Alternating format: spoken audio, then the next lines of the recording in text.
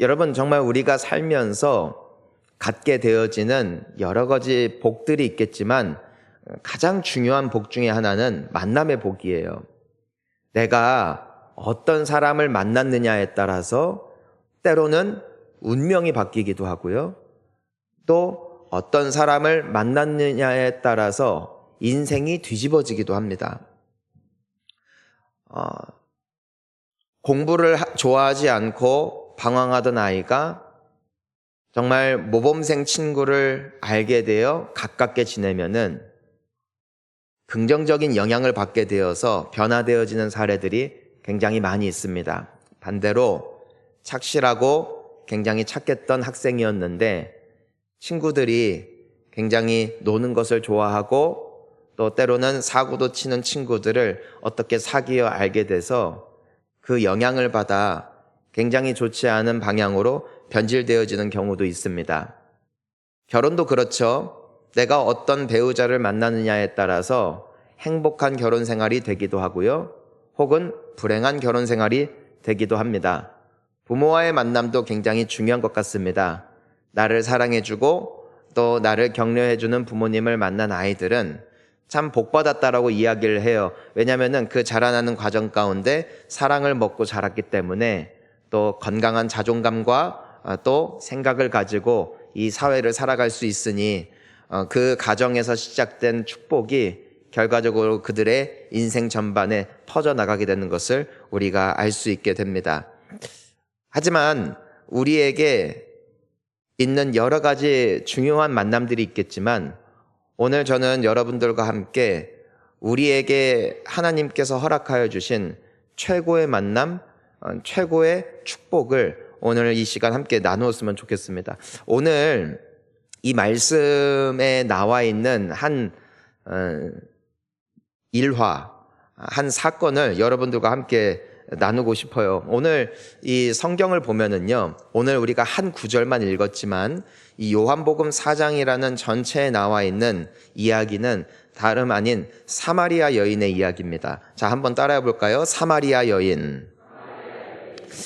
사실 이것은 사람의 이름이 아닙니다. 성경은 이 여인의 이름을 기록하고 있지는 않지만 사마리아라는 지역에서 살고 있는 또 그곳에서 태어난 한 여성이기 때문에 우리는 흔히 사마리아 여인이라고 부르는 것이죠. 왜 사마리아 여인일까? 이 사마리아라는 곳은 과연 어떤 지역일까?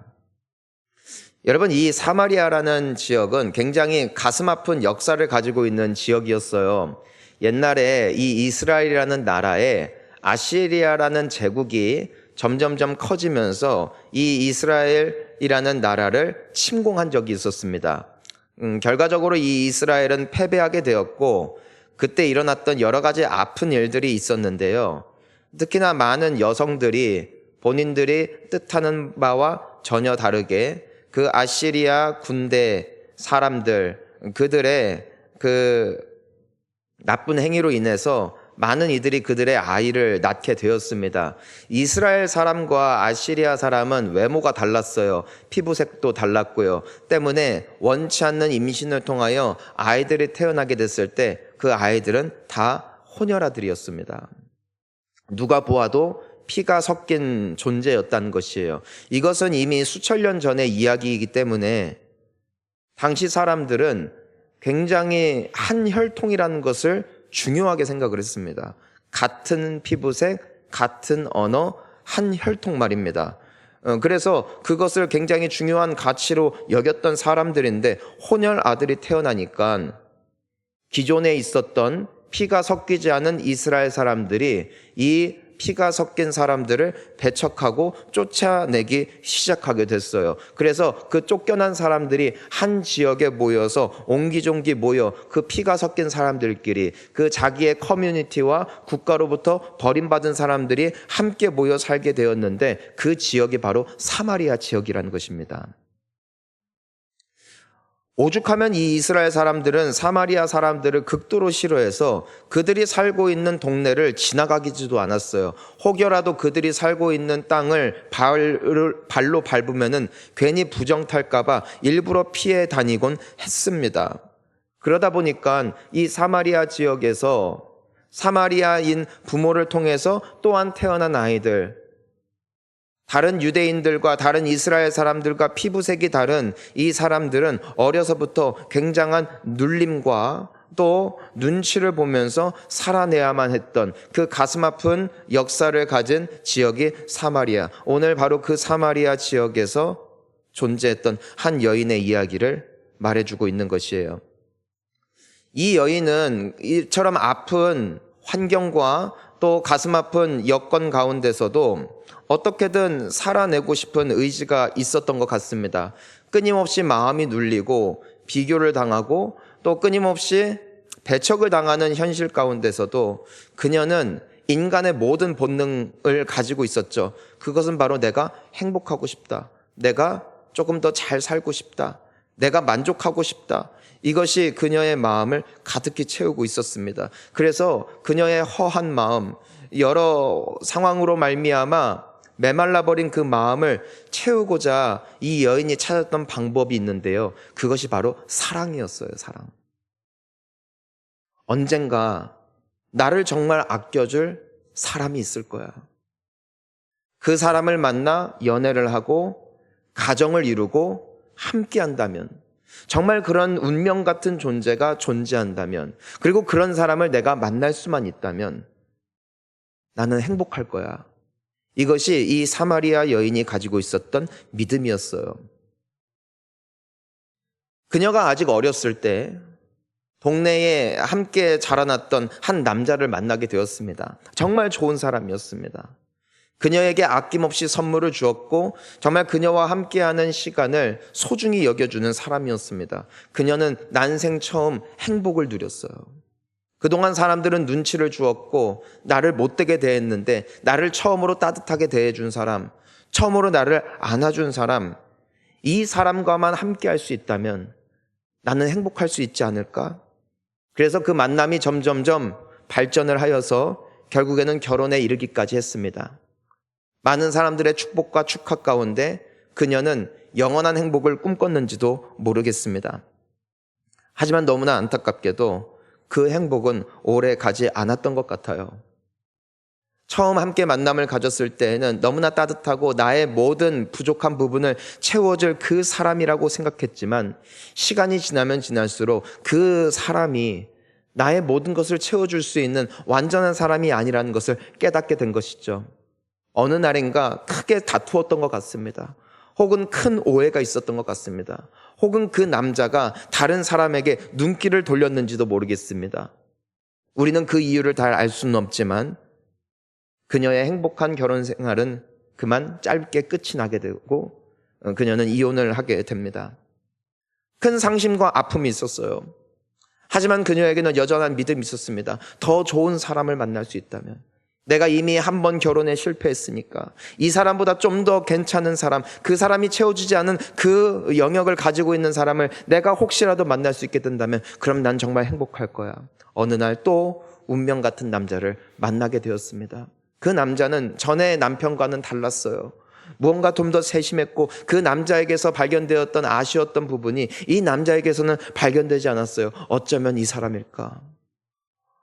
연애를 통하여 심사숙고를 하고 또 그 남자와 결혼을 하게 되었습니다. 이 사람일 거야. 정말 이 사람은 마지막일 거야. 같은 실수를 똑같이 하진 않겠지. 하지만 너무나 애석하게도 세상에는 완전한 사람이 존재하지 않는 것 같습니다.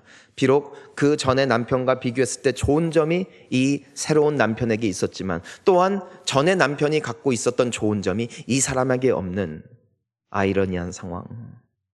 그래도 감내하면서 살아내야지 마음을 다져보고 또 다져보았지만 큰 충돌이 있었고 또 이혼을 하게 됩니다.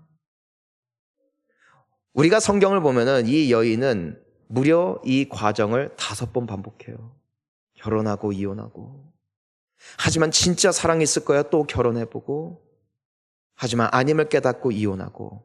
그리고 현재 이 시점에서 이 여인은 여전히 그 믿음을 포기하지 않고 여전히 그녀의 마음을 채워줄 누군가가 있을 것이라는 신념을 가지고 6번째 남자와 만남을 갖고 현재는 동거를 하는 상황 가운데 이르게 된 것이죠. 여러분, 이와 같은 이 여인의 삶은 그녀 자신에게도 점점 큰 상처로 쌓여갔을 뿐 아니라 사마리아 지역에서도 굉장히 사람들의 입방아에 오르내릴 법한 당시 그 보수적인 시대에는 더더욱 눈총을 받을 수밖에 없는 그녀의 모습이었음이 분명해 보입니다. 그래서 그녀는 외톨이가 돼요. 그녀 주변에 사람이 없는 것이죠. 어쩌면 그녀조차도 상처를 받아 사람들을 피했는지도 모르겠고요. 혹은 사람들이 그녀를 너무 괴롭히고 안이 꼽게 보니까 스스로 자신을 숨겼는지도 모르겠어요. 오늘 이 말씀을 보면은 이 여인이 우물물을 길러 옵니다. 당시 모든 여성들에게 주어졌던 노동 중에 하나가 우물에서 물을 깃는 것이었어요. 그런데 이 지역은 굉장히 뜨거운 지역이고 또한 건조한 지역이기 때문에 보통 여인들이 이 물을 길러 가는 시간이 보통 해가 뜨기 직전 혹은 해가 진 후, 왜냐하면 너무 뜨겁기 때문이죠. 그런데 오늘 이 여인이 물을 뜨러 온 시간은 다름 아닌 정오, 너무 뜨거워서 어느 누구도 밖에 나다니지 않는 시간, 어느 누구도 외출하지 않는 시간. 하지만 그녀는 그 시간에 그 먼 길을 걸어 우물물을 뜨는 것이죠. 왜 그렇다는 것입니까? 그녀는 철저히 외면받은 인생이 된 거예요. 사마리아라는 지역 자체가 외면받은 지역. 하지만 그 커뮤니티에서도, 그 공동체에서도 외톨이가 되어진 그녀는 너무나도 안타까운 인생으로 보여지는 것입니다. 여러분, 어쩌면 우리 모두는 사마리아 여인과 같은 것 같습니다. 우리 모두는 행복을 추구합니다. 아무리 시대가 어렵고 또 너무나 사람들이 차갑다 할지라도 우리는 만족을 누리기를 원하고 기쁜 인생이 되기를 원하고 행복하기를 원하죠. 행복을 추구하지 않는 사람은 아무도 없는 것 같습니다.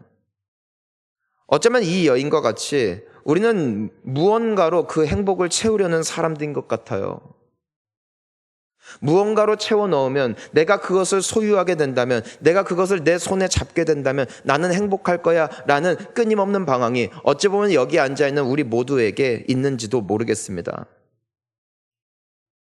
어떤 이들은 좋은 성적을 내어 좋은 학교에 진학을 하는 것, 그것을 행복의 기준으로 삼고 오늘도 부지런히 살아가는지도 모르겠습니다. 하지만 내가 아무리 원하는 학교에 진학을 했다 할지라도, 내가 남들의 칭찬을 받으며 정말 반에서 가장 공부 잘하는 학생이었다 할지라도 산 위에 산이 있다는 것을 발견하게 될 때 그 명문대생들은 망연자실하게 되더군요. 어떤 학생은 정말 그 명문대에 정말 전도 유망한 과에 진학을 했음에도 불구하고 그보다 더 뛰어난 학생들과 함께 경쟁하며 점점 순위가 밀리게 되어지는 그 중압감을 이기지 못하여 극단적인 선택을 했다라는 소식을 종종 듣곤 합니다. 어떤 이들은 원하는 직장에 들어가기 위해서 혹은 원하는 일을 하기 위해서 그 꿈을 이루기 위해서 고군분투하여 그 꿈을 이루게 됩니다. 이제는 돈을 벌 수가 있고 승진을 할 수가 있으며 나의 사업을 확장하여 내가 좋은 집과 좋은 차 그리고 걱정할 것 없는 넉넉한 내가 자산을 보유하게 되어지면은 그러면 나는 비로소 만족할 것이다. 그래서 오늘날 많은 사람들은 더 많은 돈을 벌기 위하여 더 좋은 직장에 들어가기 위하여 고군분투하며 살고 있는지도 모르겠습니다. 그 마음에는 한 가지 공통점이 있죠. 행복을 추구하는 것입니다. 근데 우리는 잘 알고 있습니다. 내가 월급이 올라갈 때에 가장 기쁜 날은 월급이 올라간 그 한 번뿐이라는 것을, 내가 아무리 월급이 올라가 더 많은 돈을 벌게 되었다 할지라도 어느 정도 시간이 지나면 나보다 더 많은 월급을 받는 사람들을 우러러보게 되는 것이죠. 그리고 내가 그 원하는 월급을 또한 얻기 위하여 이직을 하였건 혹은 사업처를 바꿨건 간에 내가 이 정도면은 충분히 만족할 거야. 하지만 막상 그 자리에 올라가 보니 그 위에 세계에 있는 사람들을 바라보며 또 뛰어나가는 것이죠. 아무리 마셔도 우리의 목에 그 갈증을 해소해 주지 못하는 탄산 음료와 같이 사람들은 끊임없이 그 행복을 찾아 무언가를 잡으려고 하고 무언가를 소유하려고 하고 무언가를 채워 넣으려고 하지만 여전히 그 속에는 불만이 있다라는 것입니다. 그리고 그로 인하여 찾아오게 되어지는 여러 후폭풍들, 마치 이 여인이 외톨이가 되었듯이 평생토록 죽도록 일했기 때문에 깨어진 관계, 가족과의 불화, 그리고 망가진 몸, 무너진 마음. 어쩌면은 이 세상의 모든 사람들은 이 사마리아 여인과 같은 아픔을 갖고 또 행복을 추구하여 부지런히 그 의무를 파보지만 여전히 채워지지 않는 텅 빈 가슴을 가진 채 살아가고 있는지도 모르겠습니다. 과연 이 사마리아 여인을 누가 바꿀 수 있을까? 과연 누가 이 사마리아 여인과 같은 오늘 이 시대의 모든 사람들을 진정 만족시킬 수 있을까? 오늘 본문 말씀은 이렇게 우리에게 말씀하고 있습니다. 예수님의 말씀이죠. 함께 읽습니다. 예수께서 대답하여 이르시되 내가 만일 하나님의 선물과 또 내게 물 좀 달라 하는 이가 누구인 줄 알았더라면 내가 그에게 구하였을 것이요 그가 생수를 내게 주었으리라. 아멘. 예수님은 이렇게 말씀하셨어요. 너에게 정말 만족할 수 있는 선물과 너의 그 메마른 가슴을 적셔줄 수 있는 참된 생수는 내가 줄 수 있다. 우리가 믿는 것은요, 나를 만족시킬 분이 예수님이라는 것이고 그것이 예수님의 말씀이었습니다. 자, 요한복음 4장 13절과 14절도 한번 읽어볼까요? 시작. 예수께서 대답하여 이르시되 이 물을 마시는 자마다, 다시 잠시만요. 이 물, 이 여인이 뜨는 물, 이 여인이 뜨는 물이 무엇이었어요? 남자였죠. 진정한 사랑이었죠. 그것을 예수님은 물로 표현하셨어요. 그녀가 쉽게 알아들을 수 있도록. 왜냐하면 우물 곁에서 만났기 때문에. 너는 아무리 마셔도 또 목마를 거야. 넌 아무리 남자를 10명, 20명, 100명을 만나도 너는 또 목마를 거야. 맞아요. 그것이 이 세상이 줄 수 있는 만족의 한계인 것 같아요. 자식이 많아도, 집 평수가 늘어나도, 차가 많아져도 또 목마른 것이죠. 그런데 예수님의 말씀 14절 시작. 내가 주는 물을 마시는 자는 영원히 목마르지 아니하리니 내가 주는 물은 그 속에서 영생하도록 솟아나는 샘물이 되리라. 사랑하는 성도님 여러분, 예수님을 꼭 만나시기를 축복하고 예수님을 가까이 하시기를 축복하고요, 예수님을 예배하는 자리를 절대로 포기하지 마시기를 축원합니다. 왜냐하면 예수님은 오늘도 예수님께 나온 자들, 예수님을 예배하기 위해서 모인 자들에게 그 영혼을 적시는 생수를 주시는 살아계신 하나님이시기 때문이에요. 여러분, 오늘 그 원리를 보면은요, 이 사마리아 여인이 또 그 정오에 우물물을 뜨러 그 우물에 갔는데 마침 그 자리에 예수님이 계신 거예요. 예수님께서 이 말씀을 하셨을 때 그녀는 굉장히 적대적이었습니다. 완강하게 거부했습니다. 화가 나 있었고 신경질적이었고, 게다가 예수님은 이스라엘 사람 유대인이었기 때문에 자기를 박해하던 수많은 유대인들의 얼굴이 스치듯 지나가면서 예수님에 대해서 굉장히 분노하면서 토해내는 모습, 굉장히 예민해져 있는 모습을 보여주고 있어요. 하지만 예수님의 이 말씀을 들으면서 예수님과 함께 시간을 보내게 됩니다.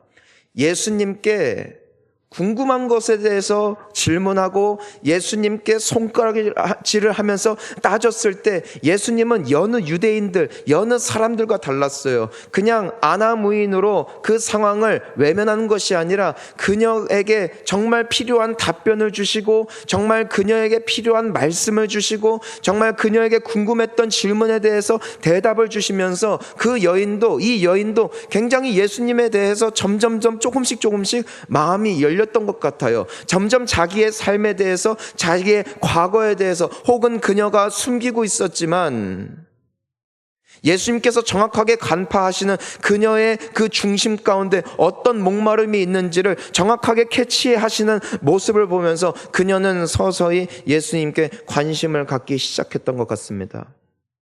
대화 시간이 얼만큼 길어졌는지 우리는 다 알 수 없어요. 1시간이었을까요? 2시간이었을까요? 예수님과 함께 있는 시간이 그냥 길어지면 길어질수록 이상하게 그녀의 마음 가운데 무언가가 몽글몽글 솟아나기 시작했습니다. 이상하게도 그녀 가운데 있었던 그 분노와 적개심이 서서히 풀어지는 것을 느끼게 된 것입니다. 그녀의 마음이 너무나 단단해져서 소녀였을 때 가지고 있었던 순수한 마음이 어느샌가 너무나 단단하게 굳어져 있었는데 그 단단해졌던 마음이 점점점 풀어지고 부드러워지는 것을 그녀가 느끼게 되는 것입니다. 너무나 많은 세상의 상처와 모욕으로 말미암아 흐려졌던 그녀의 눈이 다시 밝게 빛나기 시작했습니다. 그녀의 마음속에 사람들을 피해 다니며 사람들을 상종하고 싶지 않아 했던 그녀의 마음 가운데 점점 용기와 사람들을 향한 사랑이 회복되어지는 것을 느끼게 되었습니다. 그리고 어느 시간이 흘렀을까?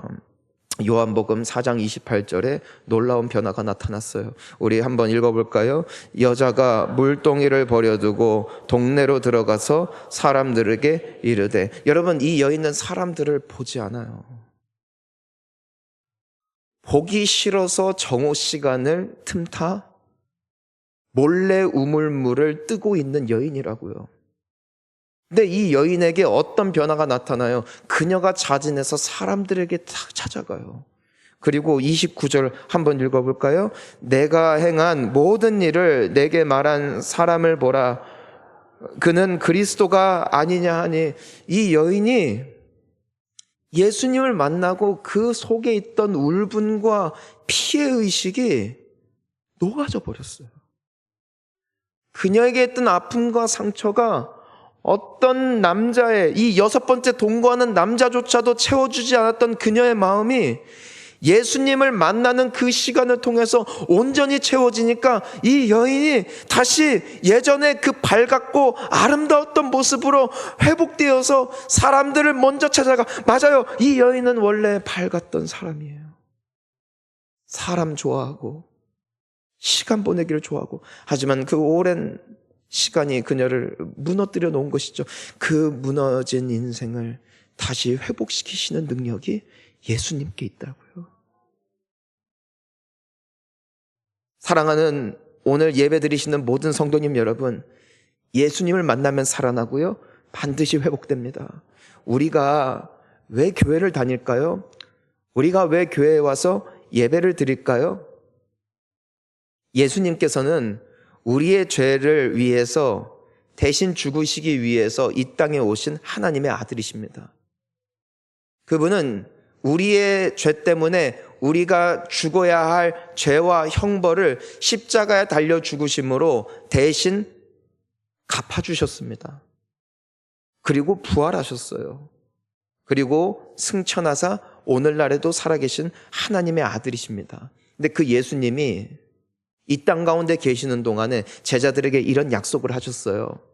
몇 사람이라도 나의 이름으로 모여 예배할 때 그 자리에 나도 너희와 함께 있을 것이다. 그래서 우리가 예배하는 이 자리는 그냥 기독교라는 종교를 가진 사람들이 모여서 보내는 시간이 아니라 우리가 모여 하나님을 예배할 때 이 자리 가운데 예수님이 우리와 함께 하심을 믿습니다. 그래서 놀랍게도요, 예배를 드리는 시간이 길어지면 길어질수록 마치 이 사마리아 여인이 예수님과 함께 보내는 시간을 통하여 그녀의 마음이 회복됐듯이 예배를 드리면 인생이 변화되고요, 예배를 드리면 사람이 바뀌고요, 예배를 드리는 시간, 즉 예수님과 함께 교제하고 예수님을 만나는 시간이 길어지면 길어질수록 그 인생은 마치 이 사마리아 여인과 같이 뒤집어지고 변혁되어지고 변화되어지고 살아나게 되어지고 회복되어지는 기적을 누리게 되어진다는 것입니다. 신기하게도 오늘날 교회를 다니고 있는 많은 사람들에게 이와 동일한 고백이 있는 것 같아요. 예배를 통해 예수님과 함께하는 시간이 점점점 길어지면서 인품이 바뀌고 성품이 바뀌고 마음이 바뀐 사람들의 이야기 말입니다. 그들은 공통적으로 이 말을 해요. 내가 예수님을 믿고 내가 예수님을 알게 되어 살아났다고. 우리가 오늘 새로 오신 여러분들을 초대한 이유가 여기에 있습니다. 우리가 여러분들을 초대한다 한들 우리 개개인에게 무슨 만족이 있고 무슨 우리에게 유익이 있겠어요. 하지만 우리가 예수님을 만나 우리가 예수님을 예배하면서 점점점 복된 인생으로 변화되었듯이 오늘 새로 오신 여러분들 혹은 교회를 다니지만 예배의 의미를 알지 못한 채 그저 왔다 갔다 했던 분들이 계시다면 이 계기를 통하여서 여러분 꼭 예수님을 만나 살아나시기를 축복합니다. 정말 만족하시길 것이고요. 세상의 어떤 것으로도 채울 수 없는 여러분들의 심장을 채울 예수님의 생수가 예배 때마다 기다리고 있을 거예요. 저 역시도 한때는 부끄러움이 많고 꿈이 없었고 학업에 관심도 없었던 사람이었어요. 하지만 예수님을 만나는 이 과정을 통해서 저 역시도 변화되어서 오늘날 모든 사람들에게 전 당당히 말할 수 있어요. 예수님을 만나면 살아난다.